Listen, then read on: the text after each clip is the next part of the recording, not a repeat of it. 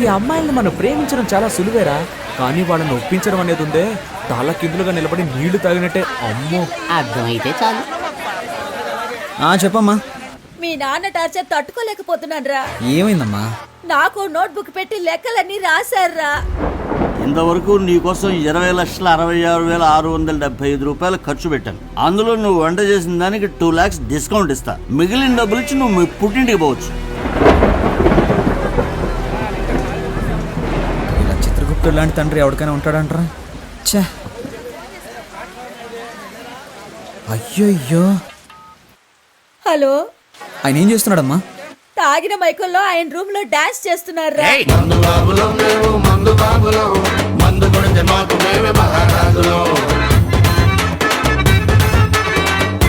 ఆ అరుపులకి పక్కింటి వాళ్ళు గొడవ చేస్తున్నారా. నాకు భయం వేస్తోందిరా. నువ్వు వెంటనే రారా. అమ్మా, మీ అమ్మాయికి ఆయనకి ఏదో ఒక రోజు గొడవ అవుతుంది. ఖచ్చితంగా దానికి లెక్కలు రాసి పెట్టుంటాడు. నువ్వు పని చేయి, ఇంట్లో అందరి లెక్కలు చూసి మొత్తం ఎంత అవుతుందో చెప్పు. అన్ని అప్పులు నేనే తీర్చేస్తాను. ఇక్కడ ఒక 2 కోట్లకి ఒక ప్రాజెక్టా మాట్లాడి రెడీ చేస్తున్నాను. ఎలాగో ఓకే అయిపోతుంది, అప్పుడు అప్పులన్నీ తీర్చేస్తాను. రే ఏంట్రా నీ పథకం చాలా రిచ్గా ఉంది. ఏం చేయమంటావో చెప్పరా, రోజుకి అప్పులు పెరిగిపోతున్నాయి. ఎలాగైనా సరే నా లవర్ వర్షన్ కరెక్ట్ చేశాను అనుకో, అప్పులన్నీ తీర్చి సెటిల్ అయిపోవచ్చు. రే రాజకీయ నాయకుల లక్షణాలు నీలో పులికి పుచ్చుకున్నాయిరా.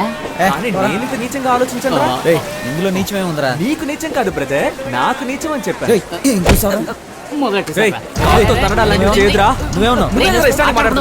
నువ్వంటే తప్పు మాట్లాడుకో, నేను అన్నిటికీ చూస్తూ ఊరుకుంటాను అనుకో, చంపేస్తాను.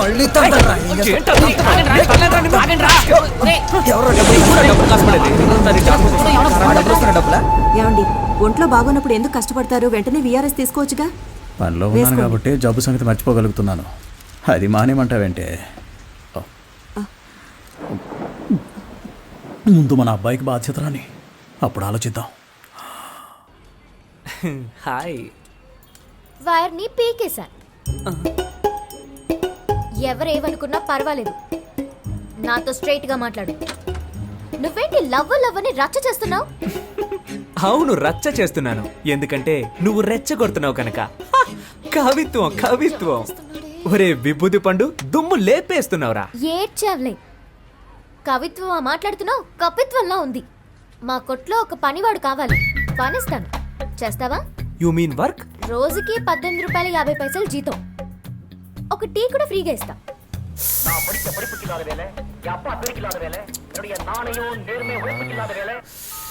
చచ్చాడండి సుబ్రహ్మణ్యం, వాడిని పంచేయమని చెప్పినందుకు. వాడొక ఫ్రీ బర్డ్ అండి, ఎలాగైనా బతికేస్తాడు. అండ్ బై ద బాయ్, వాడికి మీ హస్బెండ్గా ఉండాలనే ఆశ, మీ అసిస్టెంట్గా కాదు. రోజు వస్తావు, విక్రమార్కుడికి బేతాళుడు కథలు చెప్పినట్టు ఏదో కథ చెప్తావు. మీరు ఓన్లీ జెరాక్స్ నే రోజు చూస్తున్నారండి. ఒరిజినల్ లోపల అలాగే ఉందండి. మీతో ఒంటరిగా మాట్లాడాలండి. ఈ రోడ్ ఎండ్ లో నుంచో, నాన్న రాగానే భోజనానికి కట్టే వస్తాను, అప్పుడు మాట్లాడు. కానీ అదే ఆఖరి మాట అవ్వాలి. ఇప్పుడు 10 నిమిషాలు ఊపిరి ఆగిపోయినట్టయింది. ఏంటి సార్, మీ షాప్ లో నైట్ బల్బ్ అడిగితే లేదంటున్నారు? మేము యానిమల్స్ లాంటి వాళ్ళకి అమ్మం. ఏంటి సార్, అనిమల్స్కే కదా అమ్మాలి, అది కూడా తెలీదా? వస్తాను సార్, బాయ్.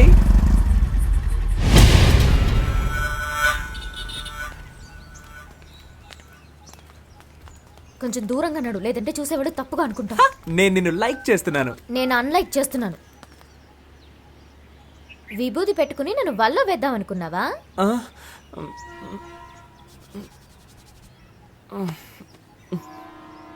ఏంటా మచ్చ?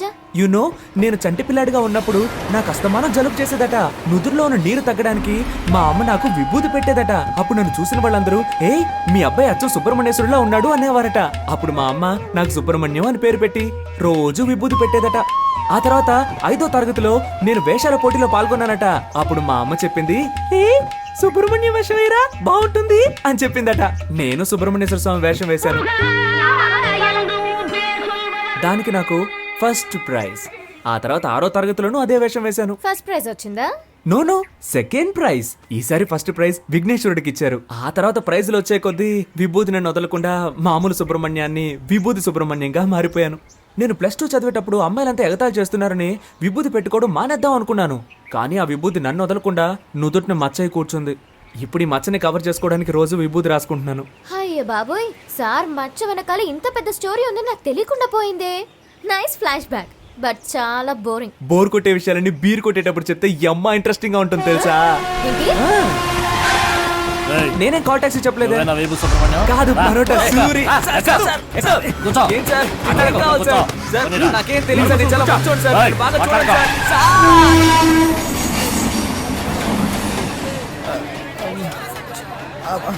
బాబు నాలా చక్కగా ఉన్నాడు. మా ఆవిడ పోయికలు రాలేదురా, నా అదృష్టం పుచ్చింది.